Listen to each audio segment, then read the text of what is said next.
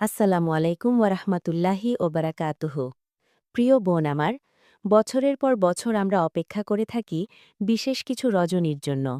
শবে বরাত বা লাইলাতুল বারাআত, ক্ষমার রাত, মুক্তির রাত। মনটা ব্যাকুল হয়ে থাকে। কবে আসবে এই রাত?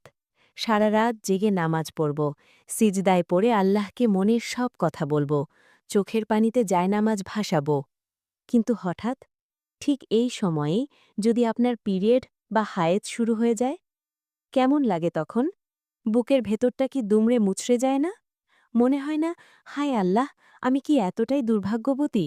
সবাই তোমার ইবাদত করছে, মসজিদে মসজিদে কান্নার রোল, অথচ আমি অপবিত্র অবস্থায় বসে আছি। আমার কি কিছুই করার নেই? তুমি কি আজ আমার ডাক শুনবে না? আমার অনেক বোন আমাকে মেসেজ করেন, কান্নাজড়িত কণ্ঠে বলেন, আপু, শবে বরাতের রাতে আমার পিরিয়ড, আমি কি আল্লাহর রহমত থেকে বঞ্চিত হয়ে গেলাম? আজকের ভিডিওটি আমার সেই সব কলিজার টুকরা বোনদের জন্য যারা এই মুহূর্তে মন খারাপ করে বসে আছেন। আমি আপনাকে কুরআন ও সুন্নার আলোকে হানাফি মাযহাবির দলিল দিয়ে আজ এমন কিছু কথা শোনাব যা ইনশাল্লাহ আপনার চোখের পানিকে প্রশান্তিতে বদলে দেবে।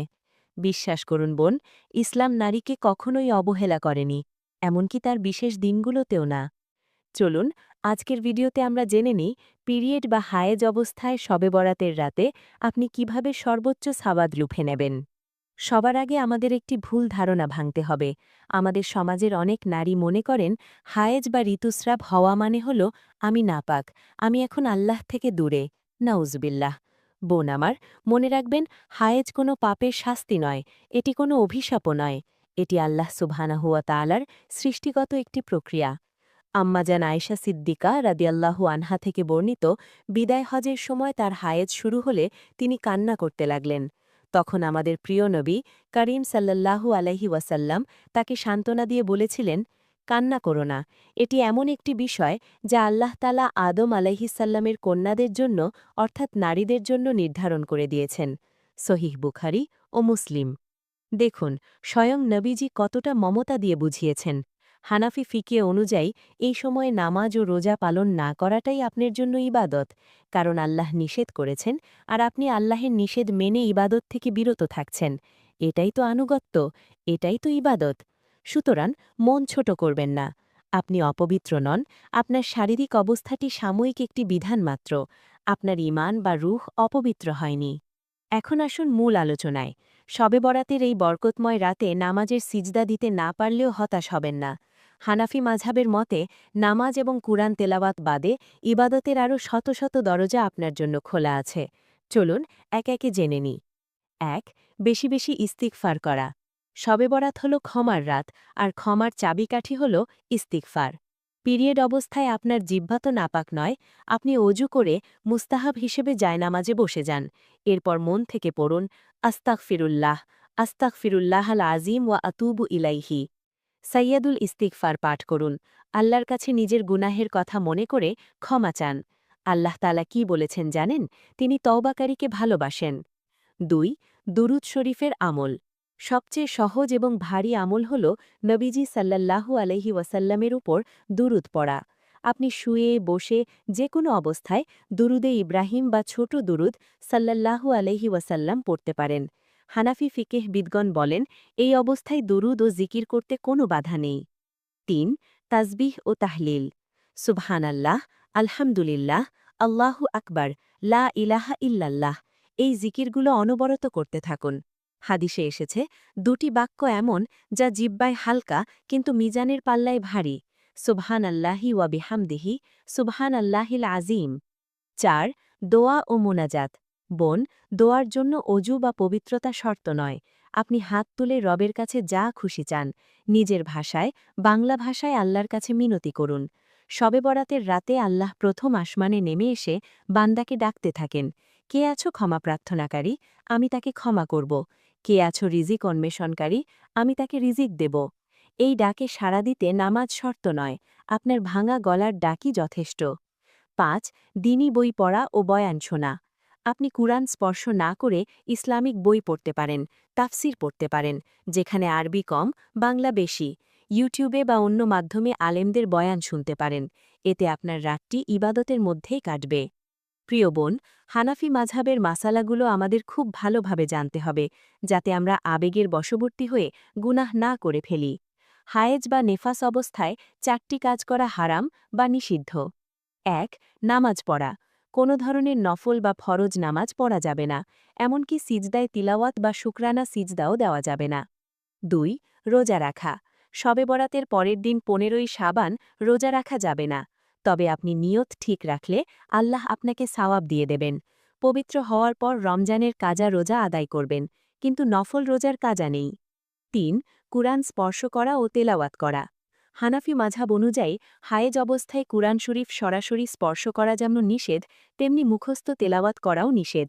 তবে কুরআনের যেসব আয়াত দোয়া হিসেবে পড়া হয়, যেমন রাব্বানা আতিনা ফিদ্দুনিয়া হাসানা, এগুলো আপনি তেলাওয়াতের নিয়ত না করে দোয়ার নিয়তে পড়তে পারবেন। এটা খুব গুরুত্বপূর্ণ পয়েন্ট, মনে রাখবেন, দোয়ার নিয়তে পড়া যাবে। ৪. মসজিদে প্রবেশ করা বা এই অবস্থায় মসজিদের মূল অংশে প্রবেশ করা বা অবস্থান করা জায়েজ নয়। কেন এই নিষেধাজ্ঞা?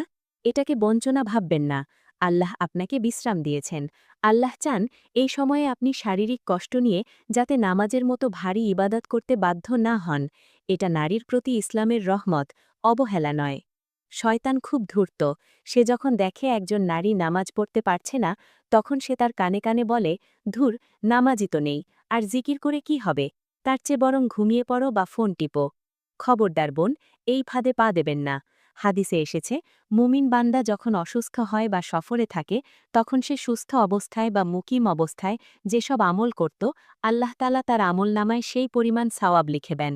সহিহ বুখারী। সুবহানাল্লাহ। আপনি যদি অন্য সময়ে তাহাজ্জুদ পড়তেন, শবে বরাতে ইবাদত করার পূর্ণ নিয়ত আপনার ছিল, কিন্তু শুধু হায়েজের কারণে পারছেন না, তাহলে আল্লাহ আপনাকে ঘরে শুয়ে শুয়েই সেই নফল নামাজের সাবাব দিয়ে দিতে পারেন।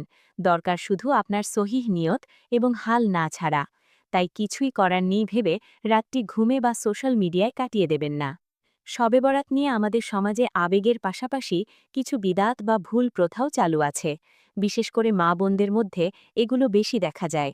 হানাফি মাযহাব ও বিশুদ্ধ আকিদা অনুযায়ী এগুলো থেকে বেঁচে থাকা জরুরি।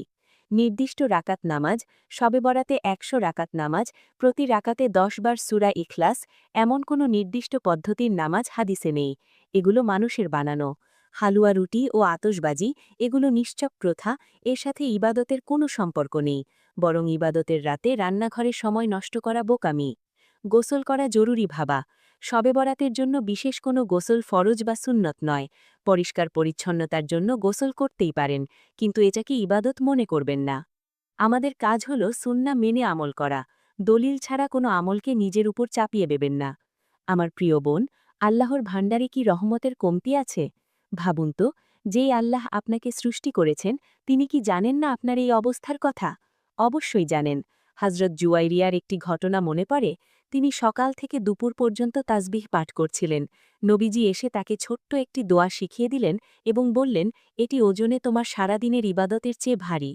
ইসলামে কোয়ালিটি বা গুণগত মান কোয়ান্টিটি বা সংখ্যার চেয়ে বেশি গুরুত্বপূর্ণ। হায়েজ অবস্থায় জায়নামাজে বসে চোখের 2 ফোঁটা পানি ফেলে যখন আপনি বলবেন, হে আল্লাহ, আমার শরীর অপবিত্র, কিন্তু আমার অন্তর আপনার প্রেমের জন্য পবিত্র। আমি নামাজ পড়তে পারছি না, কিন্তু আমার রূহ আপনার সিজদায় লুটিয়ে আছে। বিশ্বাস করুন, আরশের মালিক আপনার এই আরতি ফিরিয়ে দেবেন না। একজন সুস্থ মানুষের হাজার রাকাত নামাজের চেয়ে আপনার এই বিনয় আল্লাহর কাছে বেশি দামি হতে পারে। কারণ এখানে আছে সবর বা ধৈর্য, আর আল্লাহ ধৈর্যশীলদের সাথে আছেন। আসুন, এই শবে বরাতে আমরা প্রতিজ্ঞা করি, কোনো অজুহাত আমাদের আল্লাহর রহমত থেকে দূরে রাখতে পারবে না। আপনার পিরিয়ড চলছে, আলহামদুলিল্লাহ, এটি আল্লাহর ফায়সালা। আপনি অজু করে পরিষ্কার কাপড় পরে কিবলামুখী হয়ে বসে যান, তাসবিহ হাতে নিন। আল্লাহ কাছে বলুন, হে আল্লাহ, তুমি যদি আমাকে ক্ষমা না করো, তাহলে কে করবে? আমি তো তোমার সেই দুর্বল বান্দি, যার আর কোনো আশ্রয় নেই। আজকের রাত হাতছাড়া করবেন না বোন। আপনার চোখের পানি আপনার নাজাতের উসিলা হতে পারে। আল্লাহ আমাদের সকল মা ও বোনদের ইবাদত কবুল করুন। আমাদের সীমাবদ্ধতাগুলোকে রহমতে পরিণত করে দিন। আমিন, ইয়া রাব্বাল আলামিন। ভিডিওটি যদি আপনার মনে একটুও আশা জাগিয়ে থাকে, তাহলে অনুরোধ করব এটি শেয়ার করে আপনার অন্য বোনদেরও জানার সুযোগ করে দিন। হয়তো আপনার একটি শেয়ারের কারণে কোনো বোন হতাশা কাটিয়ে ইবাদতে মন দেবেন, আর তার সাবাব আপনিও পাবেন ইনশাল্লাহ। আপনার মনে আর কোনো প্রশ্ন থাকলে কমেন্টে জানান, আমি চেষ্টা করব উত্তর দেওয়ার। আমাদের পরবর্তী ভিডিওতে আমরা আলোচনা করব শবে বরাতের রাতে ও দিনে কি কি আমল করা সুন্নাহ সম্মত এবং কোনগুলো বর্জনীয়, দলিল সহ বিস্তারিত। সেই ভিডিওটি মিস না করতে চাইলে এখনই চ্যানেলটি সাবস্ক্রাইব করে বেল আইকনটি অন করে রাখুন। দেখা হবে আগামী ভিডিওতে। ততক্ষণ আল্লাহ আপনাদের ঈমানের সাথে সুস্থ রাখুন। আসসালামু আলাইকুম ওয়া রাহমাতুল্লাহি ওয়া বারাকাতুহু।